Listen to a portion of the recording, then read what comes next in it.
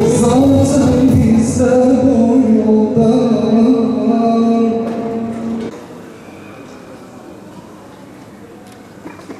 Bismillahirrahmanirrahim.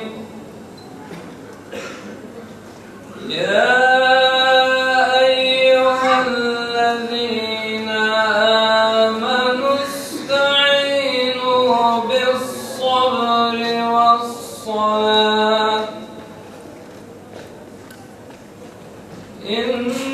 İnnallâhe ma'as-sâbirîn ve lâ tekûlû limen yuqtelu fî sebîlillâhi emvâtun bel ahyâ'u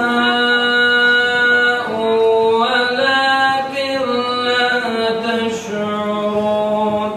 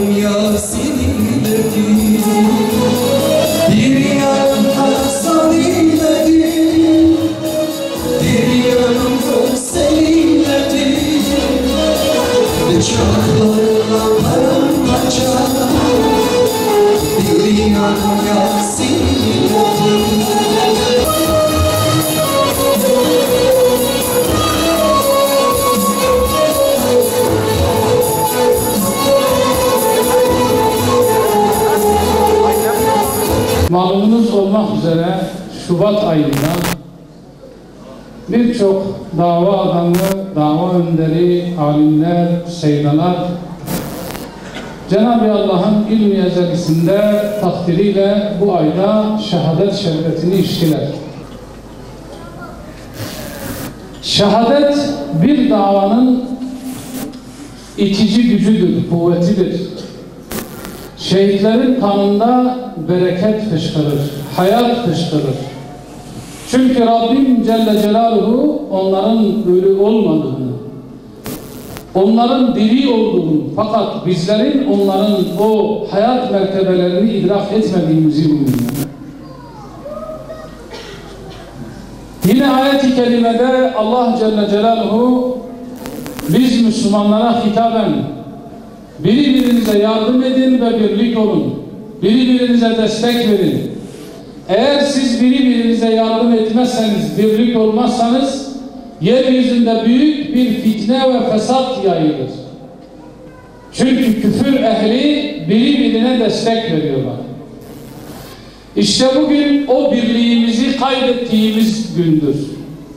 İçinde bulunduğumuz zaman dilimi birliğimizi ve dirliğimizi kaybettiğimiz bir zaman dilimidir.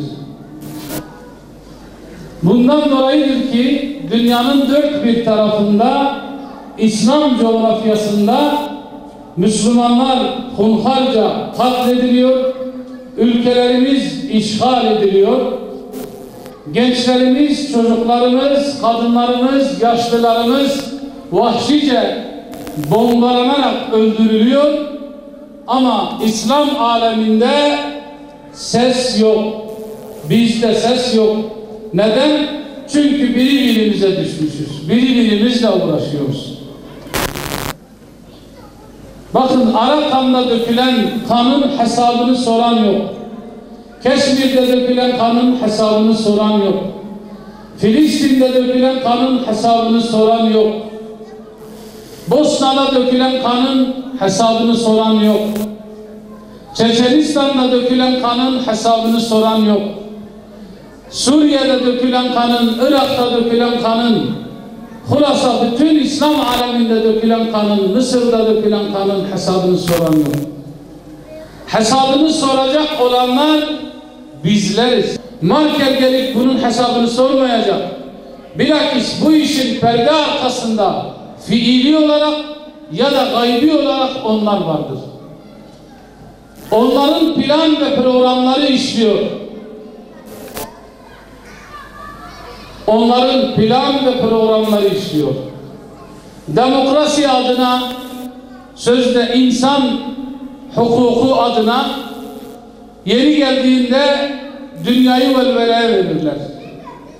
Ama akan Müslüman kanı olduğunda kör ve sağlıkları oynarlar.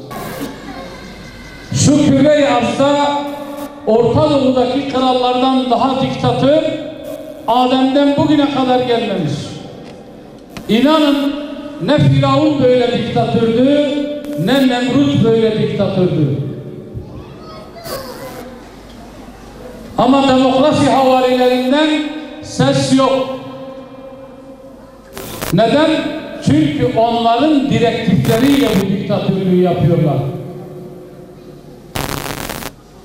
Mısır'da darbeyle iş başına gelindi. Bütün hepsi desteklediler. Zalimane kararlarla o gençleri birer birer idam ediyorlar. Fakat kimseden ses yok. Kınamıyorlar bile. Daha kaç gün önce 9 tane fidanı anlamsız ve zalimane kararlarla dar ağacına gönderdiler. Ama dünyada ses yok. Elbette ki biz onlardan sesin çıkmasını beklemiyoruz. Ama bizden yine ses yok. Biz niye birbirimize yardımcı olmuyoruz? Biz niye birbirimize düşmüşüz? Biz niye birbirimizin kanını akıtıyoruz? Biz niye birbirimize düşmanlık ediyoruz? Sıkıntı buradadır. Oysa Rabbimiz bir, Peygamberimiz bir, kıblemiz bir, kitabımız bir, dinimiz bir, ruhumuz bir, özümüz bir. Ama bize bu birlerimizi unutturdular, bizi birbirimize düşürdüler. Bizi ayakta tutan şehadet aşkıydı. Allah'a kavuşmak için, Allah'a yakın olmak için vesile arayın diyor Allah-u Teala ayet-i kerimede. Bazı müfessirler vesilenin şehadet olduğunu söylüyorlar. Şehitliktir diyor. Allah'a kavuşmanın en teslim yoludur şehitlik. Çünkü Allah Celle Celaluhu şehadeti yüce kitabımız Kur'an-ı Kerim'de övmüştür. Allah yolunda öldürülenlere sakın ölüler demeyin. Onlar diridirler. Ama siz onların diriliğinden bir şey anlamazsınız, idrak etmezsiniz. Allah'ın katından kendileri rızıklandırılır.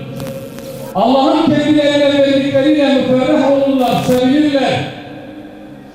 Ve kendisinde sonra gelecek olan, geride bıraktığı kardeşlerine de hiçbir korkunun olmayacağını müjdelerler. Hiçbir korkunun olmayacağını müjdelerler. Sahabeler şehit olmak için nasıl yanıp tutuşuyordular? Nasıl yanıp tutuşuyordular? Şehit olmak için neler yapıyordular? Yani ölmek için arkadaşlar, ölmek için. Gerçekten garip bir şeydir yani. İman etmeyen insanlar için, Allah'a imanı kamil olmayan insanlar için aslında manyakça bir şeydir yani. Ölmek için, ya adam ölmek için ne yapıyor? Böyle bir şey olabilir mi? Ölmek için ne yapıyorlar? Çünkü dirilmenin ölmede olduğuna inanmış. Arayı dine çıkmanın ölmede olduğuna inanmış. Süfli alemden ümri aleme ümri etmenin ölmekte olduğuna inanmış. Bunun için ölmek için can atıyor. Şehadet bir kayıp değil, öyle bakıyordu sahabe. Ey şan-ı yüce Rabbimiz, ey tüm canlılara hesapsız rızık veren, ey her şeyi öldürdükten sonra tekrar dirilten, ey müminlere karşı merhametli, zalimlere ise pek şiddetli olan Allah'ım, ey Rabbimiz, acziyet içerisinde ellerimizi açtık, senden yardım diliyoruz.